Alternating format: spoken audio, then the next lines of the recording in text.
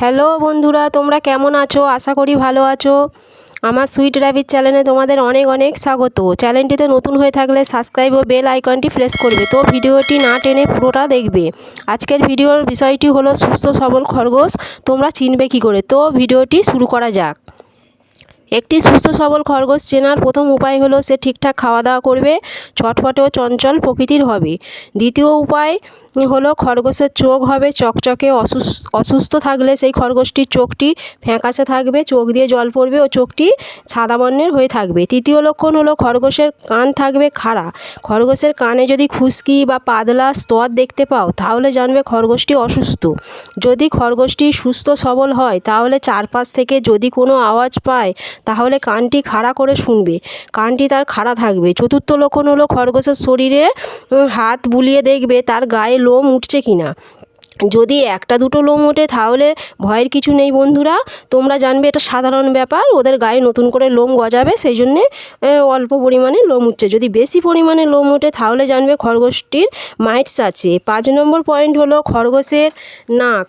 তোমরা নাকের উপরে যদি দেখো যে একটু সামান্য লোম ওটা ওটা ভাব আছে, ময়লা লাগছে, তাহলে জানবে খরগোশটি অসুস্থ। খেয়াল করবে নাকটি যেন পরিষ্কার থাকে। হাত দিয়ে চেক করে দেখবে সামান্য ভেজা ভেজা ভাব আছে কি না। যদি খরগোশটি নাক সামান্য ভেজা ভেজা ভাব থাকে তাহলে জানবে খরগোশটি অসুস্থ। 6 নম্বর পয়েন্ট হলো ওদের পটি।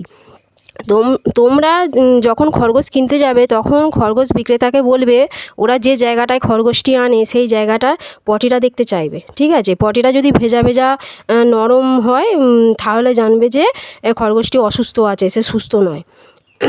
সবথেকে ভালো হয় যদি তোমরা ঘরে পালন করে যেসব খরগোশ সেই খরগোশের বাচ্চা কেনো, তাহলে সেটাই সবথেকে ভালো হবে, হাটে থেকে না কেনাই ভালো। 7 নম্বর হলো খরগোশের বাচ্চা 2 মাস বয়সী কিনবে, না হলে 2 থেকে 2.5 মাস এরম বয়স হবে এরম কিনবে।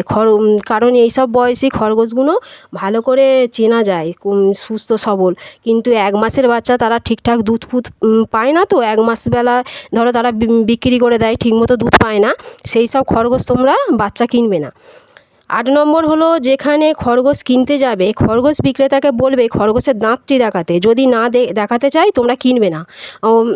জানবে যে কারণ খরগোশের হয়তো দাঁত বাড়ে, তো মানে ওদের মাঝে মাঝে দাঁত বাড়ে, তো তোমরা যখনই দেখাতে চাইবে না তাহলে সে খরগোশ কিনবে না। আর বাজারে যদি দেখো যে খরগোশ খুব কম দামে বিক্রি হচ্ছে, ঠিক আছে, তোমরা হয়তো ভাববে যে কম দাম তাহলে বাড়িতে কিনে নিয়ে যাই, না সেটা করবে না। কারণ তোমরা ভালো করে চেক করে নেবে, কারণ হচ্ছে অসুস্থ খরগোশের দাম কম হয়।